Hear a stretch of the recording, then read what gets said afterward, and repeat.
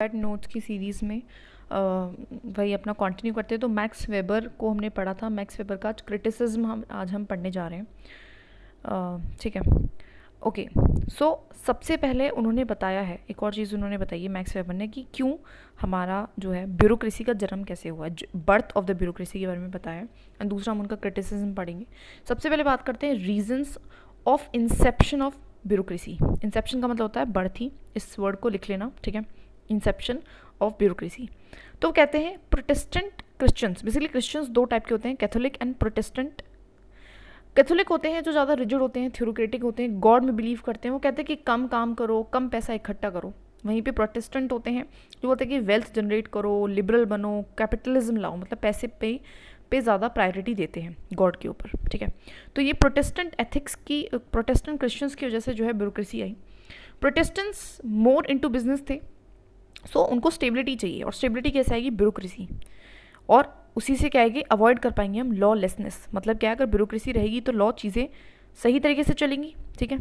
Laws जो भी industrial laws है वगैरह वगैरह, सारे लॉज, लॉ ऑर्डर रहेगा, लॉ एंड ऑर्डर रहेगा, तभी तो इंडस्ट्रियलाइजेशन हो पाएगा, ठीक है। तो इसलिए ब्यूरोक्रेसी की ज़रूरत है।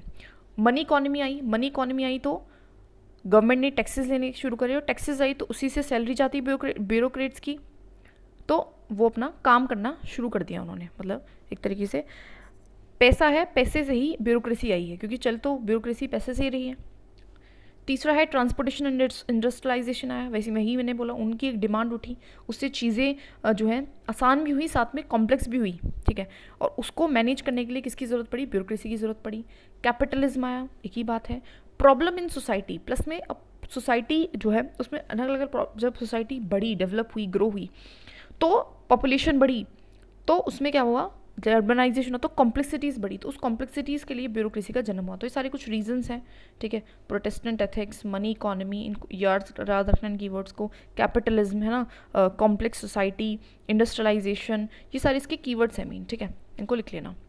नाउ अब हम बात करते हैं क्रिटिसिज्म क्या है ब्यूरोक्रेसी का। तो बहुत सारे क्रिटिसिज्म है। सबसे पहला है रिटन रूल्स। बहुत ज़्यादा रिटन रूल्स हैं, उससे क्या हो जाता है? मीन्स ओरिएंटेड हो जाते हैं, एंड रिजल्ट पे ध्यान ही नहीं देते हैं। बस चीज़ें ठीक से हो रही है, प्रोसीजर फॉलो हो रहा है, ठीक है, मीन्स पे ध्यान नहीं देंगे, मीन्स पे ध्यान देंगे, एंड्स को भूल जाएंगे। इससे क्या होगा? गोल डिस्प्लेसमेंट। हम करना कुछ चाह रहे थे, लेकिन हम कर कुछ बैठेंगे, हमारा जो अल्टीमेट गोल है वो बदल जाएगा, ठीक है। दूसरा है rigidity and inflexibility. Robert Merton कहते हैं, कौन कहते हैं? Robert Merton. R for Robert, R for rigidity, ठीक है। वो कहते हैं कि बहुत ज़्यादा रिजिडिटी है, कि ये लिख दिया कि इस तरीके से काम होगा तो इसी तरीके से काम होगा। अब सिचुएशंस तो अलग आती हैं, तो रिजिडिटी तो यहाँ पे जो है दिक्कत करेगी। इनफ्लेक्सिबिलिटी एंड रिजिडिटी नहीं होनी चाहिए। गोल डिस्प्लेसमेंट, वही वाली बात है, ये भी रॉबर्ट मार्टन ने बोला है कि आप इतना ज़्यादा रूल्स पे फोकस कर लोगे, इतने ज़्यादा रूल्स को फॉलो करने में चले जाओगे, जैसे कि मेन आपका जो गोल था वो था कि लोगों तक सर्विसेज को पहुंचाना, लेकिन बिकॉज ऑफ रूल्स आप कुछ लोगों तक सर्विसेज को ही नहीं पहुंचा पाए, तो उससे आपका जो गोल है वो डिस्प्लेस हो गया, ठीक है ना। आप वो कर ही नहीं पाए जो आपका गोल कहता था आपको करने को, ठीक है। एलियनेशन ऑफ सिटीजन्स, इसका मतलब क्या है? Basically loss faith in bureaucracy, क्योंकि करप्शन है। लोग क्या करेंगे? ब्यूरोक्रेसी में फेथ को खो देंगे, क्योंकि करप्शन है। सुनेंगे नहीं इन पर्सनैलिटी टू पीपल। जो ब्यूरोक्रेट्स हैं, ब्यूरोक्रेट्स क्या करते हैं? वो सुनते नहीं है लोगों की, सुनना बंद कर देते हैं, अपने आप को पता नहीं क्या समझने लग जाते हैं। तो कार्ल मार्क्स कहते हैं उससे क्या हो जाएगा? एलिनेशन ऑफ सिटीजन्स का फेथ नहीं रहेगा, करप्शन है, और बिकॉज ब्यूरोक्रेसी कैसी है? इम्पर्सनल है। Impersonal in negative terms here, negative way में, ठीक है। हायरार्की है, एक सीनियर सबऑर्डिनेट रिलेशन है, जिसकी वजह से इन्फीरियरिटी कॉम्प्लेक्स आता है, प्लस में इनोवेशन भी खत्म हो जाती है, क्योंकि ये है, और क्या है, इसको इससे रिपोर्ट करना है, इसको इससे रिपोर्ट करना है, तो उसको पता है कि मैं चाहे कुछ भी सजेस्ट कर दूं, फाइनल डिसीजन यही लेने वाला है, तो मैं क्यों ही कर रहा हूँ। So it's like that, innovation खत्म हो जाती है, और एक इन्फीरियरिटी कॉम्प्लेक्स आता है, ठीक है। रेड टेपिज्म, बहुत सारे लेवल है, स्पीड कम हो जाएगी, और वो बहुत धीरे धीरे से कोई फाइल जो है वो कोई भी डिसीजन लिया जा पाएगा, ठीक है। ये मैं बाद में बताऊंगी। आगे देखते हैं एथिकल ब्लाइंडनेस, मतलब क्या है? ये हैना याद रखना, हैना कहते हैं blindly follow orders. Ethical blindness हो जाती है, एथिक्स को भूल जाते हैं, एथिक्स की तरफ से ब्लाइंड हो जाते हैं, बस ऑर्डर्स को फॉलो करते रहते हैं, जो कि नहीं होना चाहिए। बिल्कुल यस मैन बन के रह जाते हैं, जो भी सीनियर ने बोल दिया ठीक है, उसको डिसीजन नहीं लेते हैं, उसको सोचते नहीं है, लॉजिकल नहीं सोचते, लॉजिकल रैशनलिज्म नहीं अपनाते हैं, रेजिस्टेंस टू चेंज, प्लस वो बदलना नहीं चाहते हैं, बदलाव ही नहीं चाहते हैं, ठीक है, क्योंकि बदलाव लाएंगे तो उसमें उनका क्या भला है, उसका लूप होल नया ढूंढना पड़ेगा कि कैसे भी काम ना करे। That is why believe in status quoism, अपने आप को लोगों से अलग समझते हैं, अलग स्टेटस का समझते हैं। ओवर स्पेशलाइजेशन, हायरार्की में अलग अलग लेवल्स हैं, तो ओवर स्पेशलाइजेशन से with many level of hierarchy, बहुत ज़्यादा ओवर स्पेशलाइजेशन हो रहा है चीज़ों में। नॉन कॉन्टेक्स्ट सेंसिटिव, मतलब क्या है, इनवर्ड लुकिंग है। नॉन कॉन्टेक्स्ट सेंसिटिव, इस कीवर्ड को मार्क कर लेना।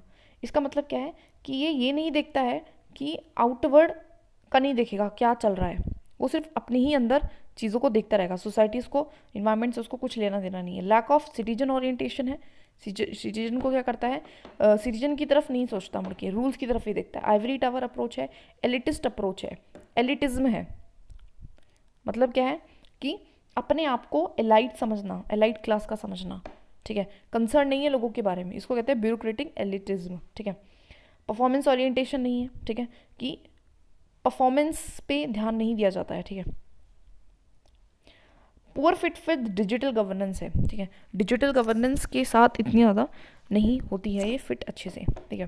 ट्रेंड इनकैपेसिटी, मतलब क्या है कि इनोवेशन एंड इमेजिनेटिव नहीं है। क्यों? क्योंकि उनको पता है कि होना जो वही है, जो टॉप पे बैठा है वो डिसाइड करेंगे, हम डिसीजन, हम कोई सजेशन दे ना दे कोई फ़र्क नहीं पड़ता है, तो वो भी ज़्यादा नहीं सोचते, उनको भी ये होता है कि चलो ठीक है, सैलरी आ रही है, काम हो रहा है, ठीक ठीक है, इस तरीके से। तो ये सारे ब्यूरोक्रेसी का क्या था, दैट इज़ हमारा क्रिटिसिज्म था। अब कुछ हमने छोड़ा था, that is 2 views of bureaucracy.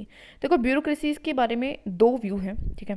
पहला है कि it is an institution to implement the scheme, तो एक ये है इंस्ट्रूमेंटल व्यू, ये क्या है, एक इंस्टीट्यूशन है जिससे हम चीज़ों को क्या करेंगे, इम्प्लीमेंट कराएंगे। वहीं पे इसको माना जाता है इंस्टीट्यूशन दैट सर्व इटसेल्फ। इसको एक और व्यू दिया गया है, दैट इज नेगेटिव व्यू, कि ये अपने आप को सर्व करने के लिए बना है, ऐसा इंस्टीट्यूशन है। इंस्टीट्यूशनल व्यू सेल्फ कंसर्न है, अपने बारे में सोचता है, ठीक है। 2 व्यू है, वो आप लिख सकते हो, ठीक है। तो मतलब क्रिटिसिज्म में आप क्या लिख सकते हो, दैट इज़ ये लिख सकते हो इंस्टीट्यूशनल व्यू, इंस्ट्रूमेंटल नहीं, इंस्टीट्यूशनल, अपने ही इंस्टीट्यूशन के बारे में वो सोचेगा, ठीक है। नाउ अगला हम पढ़ते हैं लुथर गुल्लिक एंड उर्विक। बेसिकली यूएसए के रहने वाले थे दोनों का ही मिलिट्री बैकग्राउंड था। इन्होंने एक थ्योरी दी थी ऑर्गेनाइजेशन के बारे में, टुगेदर रिसर्च करके। इन्फ्लुएंस थे काफ़ी पॉजिटिविज्म से। पॉजिटिविज्म का मतलब क्या है कि थ्योरीज देना, प्रिंसिपल्स देना, रिसर्च करना, ये सब कुछ साइंस बनाना। इनकी थ्योरी भी कैसी है, प्रिस्क्रिप्टिव है एंड नॉर्मेटिव है, मतलब नॉर्म्स बताती हैं, क्या करना है ये बताती है, सलाह देती है, बेसिकली डिस्क्राइब नहीं करती है उसको डिटेल में। बेस्ड ऑन एक्सपीरियंस है। Half baked theory, that is हम इसको कह रहे हैं हाफ बेक्ड थ्योरी, इसको भी लिख लेना कि जनरली जो क्लासिकल थिंकर्स हैं उनकी थ्योरी कैसी है, हाफ बेक्ड थ्योरी। तो जो इंपॉर्टेंट कीवर्ड आता जाएगा उसको हम याद करते जाएंगे, ठीक है।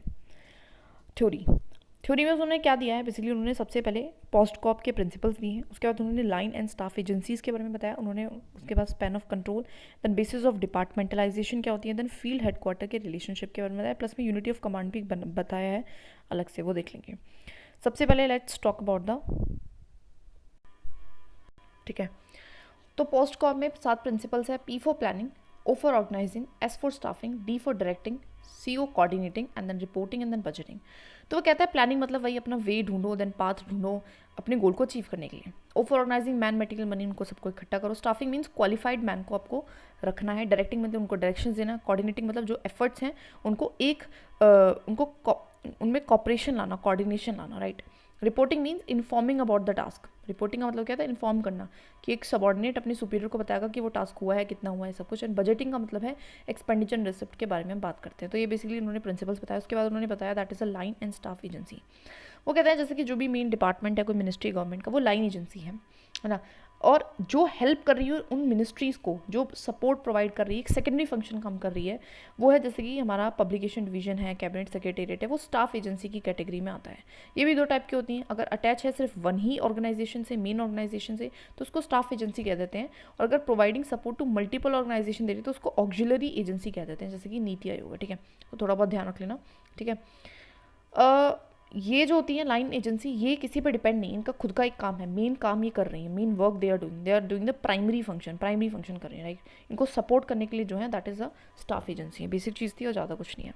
देन स्पैन ऑफ कंट्रोल, वो कहता है कि मैक्सिमम नंबर ऑफ सबॉर्डिनेट, जो कि एक हमारा सुपरवाइजर कंट्रोल कर सकता है, जिसको एक सुपरवाइज किया जा सकता है एंड कंट्रोल किया जा सकता है इफेक्टिवली, वो कितने होने चाहिए।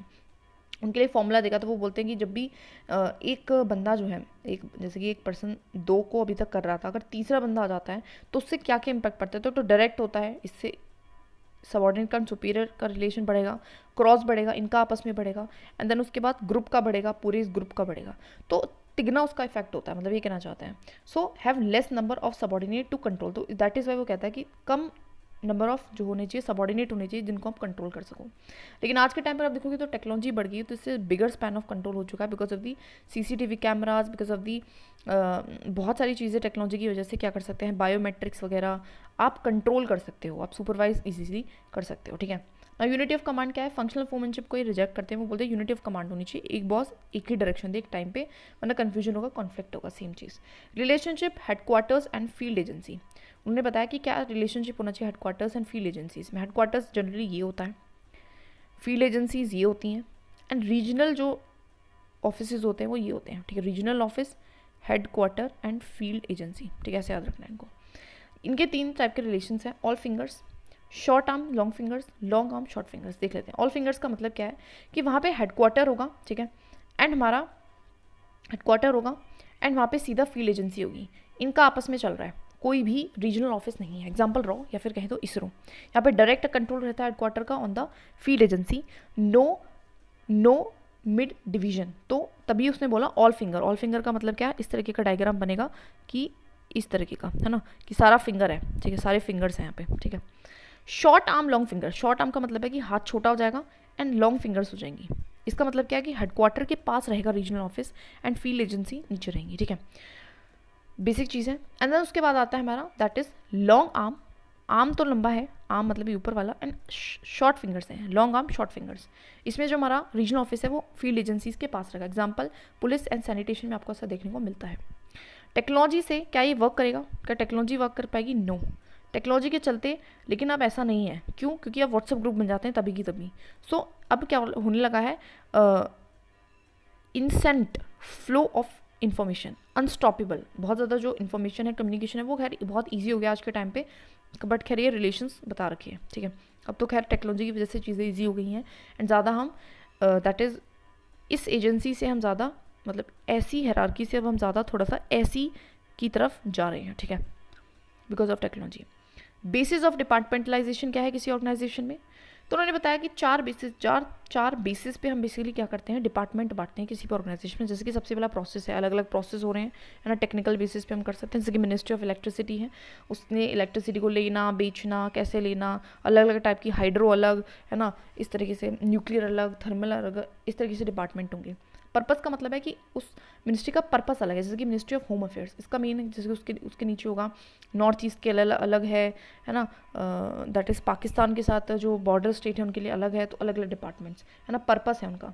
प्लेस का मतलब है जैसे कि ministry of development of north east region, कि हमने ये ऑर्गेनाइजेशन क्यों बनाई है, बिकॉज ऑफ दी हमें एक पर्टिकुलर प्लेस की डेवलपमेंट करनी है। देन पर्सन है, जैसे कि मिनिस्ट्री ऑफ वुमेन चाइल्ड है ना, NCBC है, NCSC है, ये सब कुछ, ठीक है। नाउ क्रिटिसिज्म क्या है इसका, ये फोकस नहीं करता है सोशल डायमेंशन पे, ज़्यादा ध्यान नहीं देता है सोशल किस पे, डायमेंशन पे ज़्यादा ध्यान नहीं देता है। ह्यूमन रैशनल है और इमोशनल, ऐसा मानता है कि ह्यूमन रैशनल है, मतलब उसकी कोई इमोशन ही नहीं है, ठीक है। देन इन्वायरमेंट पे ध्यान नहीं दिया है, सिर्फ प्रिस्क्रिप्टिव है, डिस्क्रिप्टिव थ्योरी नहीं है। लॉजिकल पॉजिटिविज्म को नहीं फॉलो किया है, मतलब लॉजिकली नहीं सोचा है, सिर्फ और सिर्फ उनको साइंस बनाना था, थ्योरी देनी थी तो दे दिया। एंड देन इम्फेरिसिज्म नहीं है, एम्फेरिकल नहीं है, मतलब रिसर्च वगैरह यहाँ पे नहीं करी है। प्लस में इसको क्या कहते हैं, पार्शियल थ्योरीज भी हैं ना, पार्शियल थ्योरी हैं, आधी अधूरी बातें बता रही हैं। प्लस में कहती है हाफ बेक्ड थ्योरी है, हाफ बेक्ड थ्योरी है। तो ये सब कुछ क्रिटिसिज्म है, बेसिक चीज़ें। आगे हम आते हैं दैट इज़ MP फॉलेट पे। MP फॉलेट हमारी फीमेल थिंकर रही, ठीक है, ये पूरी नहीं हुई होगी इस वीडियो में, बिकॉज अगले वीक से हम इसको पूरा करेंगे। ये क्लासिकल थिंकर है ऑफकोर्स, लेकिन इनका जो फोकस था, मतलब क्लासिकल है लेकिन इनका जो फोकस रहा वो ह्यूमन रिलेशन पे रहा, ठीक है। MP फॉरेंट अगर क्रोनोलॉजिकली देखा जाए, टाइम के अकॉर्डिंग देखा जाए तो वो क्लासिकल थिंकर है, लेकिन फिजियोलॉजिकली देखा जाए उनकी जो सोच है वो हमारी ह्यूमन रिलेशन वाले एरा से वो बिलोंग करती हैं।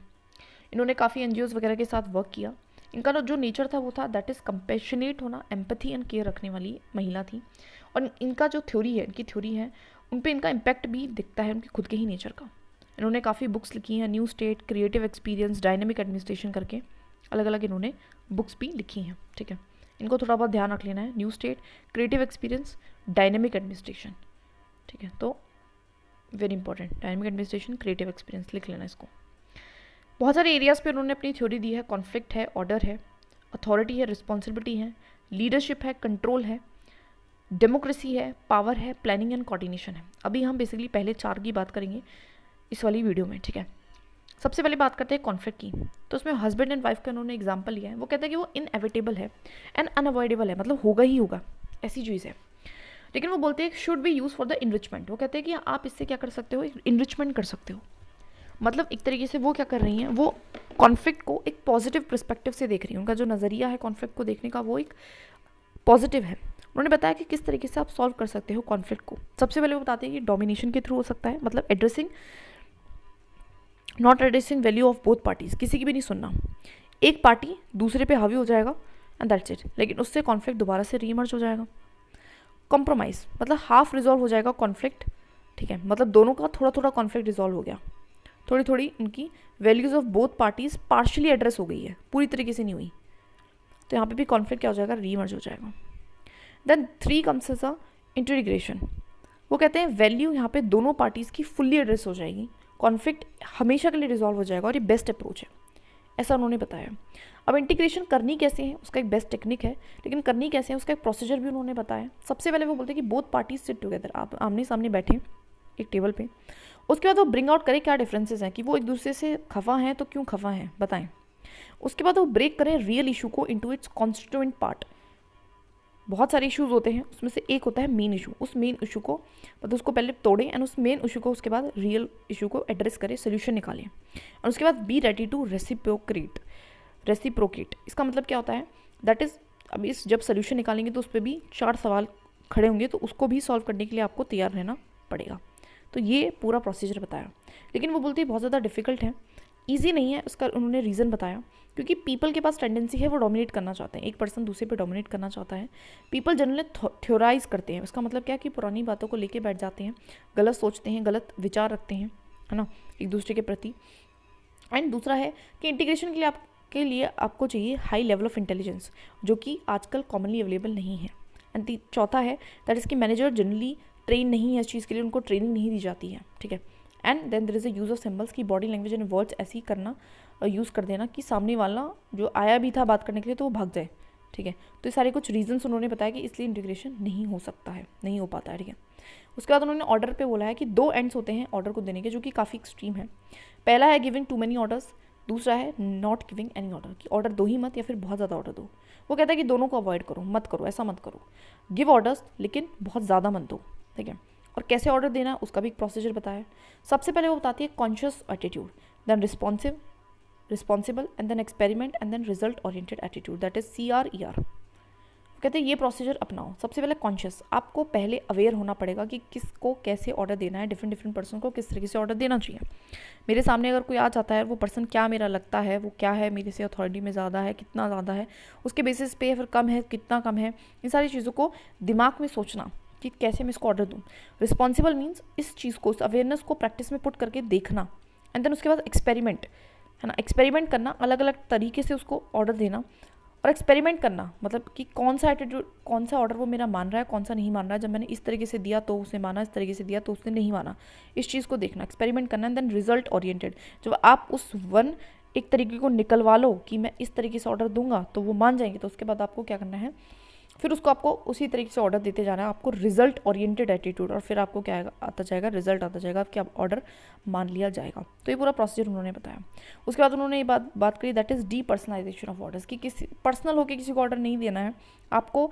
आप बिकॉज एक ऑर्गेनाइजेशन के एक पार्ट हो, तो आपको एक ऑर्गेनाइजेशन के एक पार्ट होके एक दूसरे पार्ट को जो है काम करने को बोलना है और डीपर्सनलाइज करना है ऑर्डर्स को। रीपर्सनलाइजेशन ऑफ ऑर्डर्स का मतलब क्या है कि गेटिंग पर्सनल विद वर्क। मेरा काम है, मुझे पता है करना ही है, तो उसको कर दो विदाउट ऑर्डर ना हो, उसको ऑर्डर लेने तक आओ ही मत, खुद को ही ऑर्डर दे लो और काम कर दो। तो एम्प्लॉयज़ गाइडिंग दमसेल्स, उसको कहते हैं repersonalisation of orders. Now law of situation भी उन्होंने दिया, उन्होंने बोला कि ऐसी सिचुएशन क्रिएट कर दो कि subordinate take order from the situation. आपके सामने सिचुएशन ऐसी रख दी गई है कि ऐसे ऐसे कर लो, ऐसे ऐसे हो जाएगा, या फिर कुछ भी इस तरीके से, तो उस सिचुएशन से आप खुद ऑर्डर ले लोगे, बिना कहे आप काम कर लोगे, किसी सुपीरियर को सबॉर्डिनेट को ऑर्डर नहीं देना पड़ेगा, ठीक है। There authority responsibility, classical thinker and amphi followed दोनों के अलग अलग व्यूज़ रहे हैं अथॉरिटी पे एंड रिस्पॉन्सिबिलिटी दोनों पे। बात करते हैं अथॉरिटी की, तो क्लासिकल थिंकर कहते हैं कि अथॉरिटी जो है पोजिशनल है, मतलब क्या आप किस पोजीशन पे हो हायरार्की के, उससे पता चलता है कि आपकी कितनी अथॉरिटी होगी। लेकिन एम्पी फॉलोड कहती है कि अथॉरिटी फंक्शनल है, मतलब कहता है कि अगर किसी के पास रिक्विसाइड स्किल है, टैलेंट है, तो उसकी बात लोग सुनेंगे एंड ओबे करेंगे उसके ऑर्डर को, ठीक है। तो कहती है फंक्शनल, एक बोलती है पोजिशनल है। ये बोलते हैं कि फाइनल अथॉरिटी होती है, मतलब क्या है कि आपने कोई डिसीजन लिया, लेकिन जो फाइनल ऊपर बैठे हैं वही डिसीजन लेंगे। लेकिन वो कहता है कि नहीं, कोई फाइनल अथॉरिटी नहीं होती, सबके पास अपनी खुद की अथॉरिटी है। अथॉरिटी कैसी है, क्यूमुलेटिव है, सबकी ऐड कर दूँ, एंड प्लूरल है, सबकी अलग अलग अथॉरिटी है, ऐसा वो कहती है, ठीक है, उनका मानना है। वो कहते हैं कि ये कहते हैं कि डेलीगेशन ऑफ अथॉरिटी हो सकता है कि मैं अपने काम को किसी और को दे सकता हूँ, तो उसके साथ अथॉरिटी भी दे सकता हूँ। लेकिन वो कहते हैं कि मिस नॉर्मल है, ऐसा नहीं हो सकता, डेलीगेशन नहीं हो सकता। अगर हम देखा जाए तो हमें पता चलेगा जो एम्पी फॉलोटिव बहुत ज़्यादा क्या है, आइडियलिस्ट हैं। अगर आप खुद देखोगे इंडियन एडमिनिस्ट्रेशन में, तो क्लासिकल थिंकर वाली अथॉरिटी ही होती है, अथॉरिटी पोजिशनल ही हम मानते हैं। अथॉरिटी फंक्शनल है, अगर हम उसको इम्प्लीमेंट करेंगे तो उससे बहुत ज़्यादा एनार्की आ जाएगी, डिसहार्मनी हो जाएगी, प्रॉब्लम हो जाएगी, कोई किसी की सुनेगा नहीं, वो बोल देगा कि आपके पास तो, मतलब सबॉर्डिनेट कहेगा कि सुपीरियर से आपके पास तो स्किल ही नहीं है, इसलिए मैं आपकी बात नहीं मान रहा हूँ, क्योंकि अब तो फंक्शनल हो गई है, मुझे लगता है कि आपके पास स्किल नहीं है, तो मैं आपकी बात नहीं मान रहा। तो कोई किसी की बात नहीं मानेगा, पूरा जो सिस्टम है वो ख़राब हो जाएगा, डिसरप्ट हो जाएगा, तो it's not good, flow of communication and सब कुछ ख़राब हो जाएगा। उन्होंने फिर रिस्पॉन्सिबिलिटी को भी वही बोला कि वो भी फंक्शनल है, वो भी क्यूमुलेटिव है, वो भी प्लूरल है। एम्पी फॉलोड जो है वो हायरार्की में बिलीव नहीं करती हैं generally, and that is Y. लेकिन अगर हम हायरार्की को नहीं फॉलो करेंगे तो उससे ऑर्डर भी नहीं रहेगा, स्टेबिलिटी भी नहीं रहेगी, और रिस्पॉन्सिबिलिटी अकाउंटेबिलिटी कैसे फिक्स करनी है वो भी नहीं हो पाएगा। एग्जाम्पल आप पुलिस में ही देख लो, लॉ एंड ऑर्डर है ना, तो पुलिस में हायरार्की फॉलो करनी ज़रूरी है, वरना कोई डिस्ट्रिक्ट में एसपी की बात ही नहीं मान रहा है, पुलिस ऑफिसर्स अपनी काम करेगा अगर फंक्शन हो जाएगी तो अथॉरिटी, ठीक है। So that's it, we have done the